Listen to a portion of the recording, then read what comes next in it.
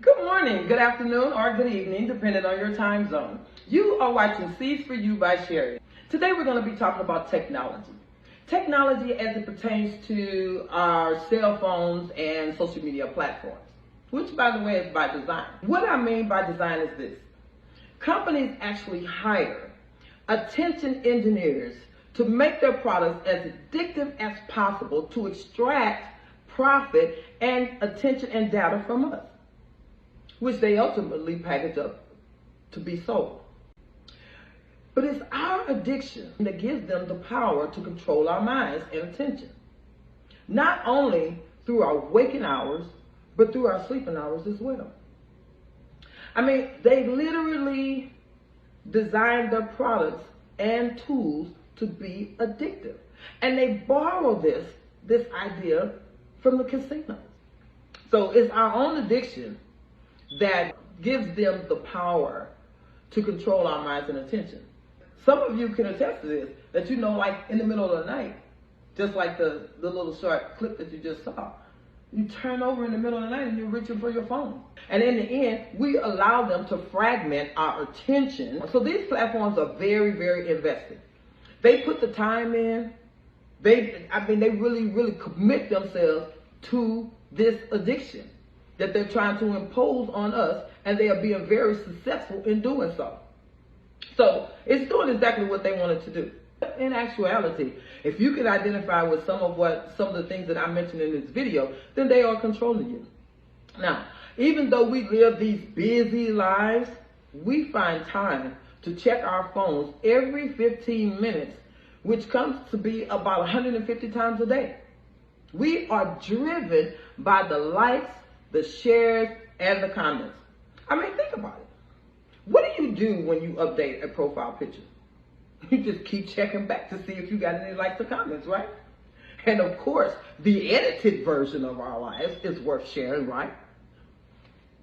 The ones where you post the pictures and the videos of your vacations and you go live at the events that you attend. You want everybody to know that you're at this certain concert, or you're at this certain place that kind of like gives you some kind of prestige. We are given the impression that we are living our best lives, right? Like our reality show life. It is that you're doing makeup, or you're in the arts, or whatever it is that we're doing, we're putting it on there, we're making it look like we're about to reach our celebrity status, right? They are controlling us, and it's in a subtle way, but a very intentional way. They do this by controlling the dial. Now, this is the part that you probably don't know anything about, but you probably started asking yourself questions at some point when things weren't happening the way you're used to them happening. So what they do is that they control the dial of when your posts and your profiles, pictures or whatever, show up in the news feeds of others. But not only that, but they do this over a span of time. So they may allow your new profile picture to show up in the news feed here, but then they might withhold it for a while, or it's not showing up at all. And during that time, you're going back and you're checking and you're trying to figure out why you're not getting any reaction, nobody's saying anything, what's going on. It's because it's not in their news feed. So when they finally decide to release it in the news feed, then you probably start to get that feedback that you're looking for, because at this point you're vulnerable, because you want to know how you're coming across to people. You want to know, do people like me? What do they think of me? So at this particular time, you're very vulnerable. So by the time they release it and then those things start coming in, that's good. But then it's also creating another issue outside of what it's doing to you by controlling you. It's also causing Facebook, YouTube, TikTok depression for some of the viewers, because some of them are looking and they're saying, oh my God, how is it that she's able to take a vacation every year and she's going all these nice, wonderful places, and I'm stuck here working all the time and I can't put any money together for a vacation? How is it that they're going to all these different concerts? It looks like every time I see them, they're doing something special. They look great. They look like life is grand, and I'm over here struggling and trying to figure out my next move. So now that person is depressed. You're vulnerable because you need them to give you the reward of a like and a comment, So it's bad on both ends. It's bad on both ends, and it's starting to destroy the fabric of our society. You know, because when you think about it, people are always checking. This is also ruining relationships. You know it. You can't even, if you meet a new guy nowadays, what are they doing? They're texting you. Instead of picking up the phone and calling and say, hey, how you doing? They sending you a text. What you doing? What you up to? And then you text back. And then they text. And then you text back. And then all of a sudden, then there's this void. Nobody's texting nobody. And it's because we're distracted. You know, we're distracted, right? They might be looking at Facebook while they're texting you. They might be looking at YouTube. That, you know, all these things. They might be at the theater with another person, as a matter of fact, while they're texting you. But it's ruining that relationship. People are sitting down at the table now. You remember how that used to be a sacred time for the family to come together, sit down at the table and eat and talk about their day and things, you know, in the family. All of that is gone. Now we're all sitting at the table together, but people are texting. And it's just like you're not there. You could be riding in the car with somebody. They're texting. Messing things up for us on both sides. On the side of you, you know, you want your reward. Like, they didn't say anything about my picture. They didn't say anything about my vacation. You know, they didn't say anything about my graduation. Well, they would, maybe, if it went in their news feed. But then if they're experiencing Facebook depression, YouTube and TikTok depression, they may not comment because now they're experiencing envy and jealousy. Because they're trying to figure out why you have a better life than them, when in actuality, it's your edited version of your life. Yeah. It's the pretty glamorous side of your life that you're showing them. And you're inviting them in on the good times, but you're not inviting them in when you're having issues within your family, you know, where, you know, you're not speaking to family members, you're not sleeping at night, you're wondering how you're going to do this and how you're going to make ends meet, blah, blah, blah. You're not showing them that part. So what they are jealous of is your edited version of life. Now, true enough, those things might really be happening in your life, but that's not all that's happening in your life. So to them, it looks like everything is grand. No, everything is not grand. You're living life just like them. You have your good days and your bad days, your highs and your lows. That's the reality show. But they're not seeing all of that. They're not seeing all of that. It is really ruining the quality of your life. In actuality, it is, because think about how many, you should really just start to time yourself to see how much time you actually spend scrolling through Facebook and scrolling through YouTube. And then look at that amount of time and multiply that times how much time you spend in a week's time. And see how much time you're actually giving to this. Being controlled. Because you're being controlled because they thought of a way to get your attention and to try to hold it as long as they can. Think about it. YouTube creators. And I'm a YouTube creator, content creator myself.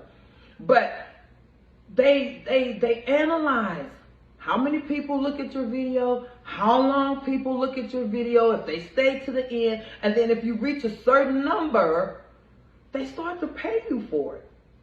And why are they paying you for it? Because they can start putting all these ads in there. More advertisement. At the end of the day, it's a money-making scheme for them. And they're winning. Because they are taking you away from your family at dinner time. They're taking you away from a quality ride on vacation in the car because somebody's texting and they're not talking to you, so you're just there. Although it looks like you're living this lavish and perfect golden life, it can also be a very lonely life. I witnessed a couple in a restaurant one time having lunch or dinner or brunch, and the girl was expecting a child. She looked very dissatisfied with the date because he was on his cell phone the entire time. So she's sitting there with her stomach and she's wanting his attention.